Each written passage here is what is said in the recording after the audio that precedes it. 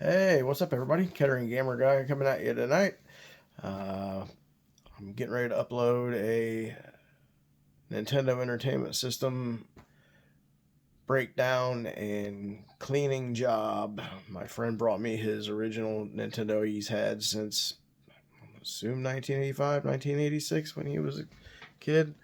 So he was having a blinking red light problem, which I've done about, I don't know, 40, 50 of these things.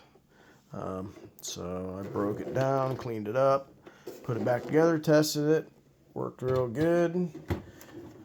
Pretty easy fixes if you good with some tools and some other little things.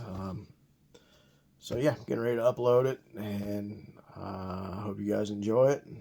Like, leave a comment for me if you would. See you later.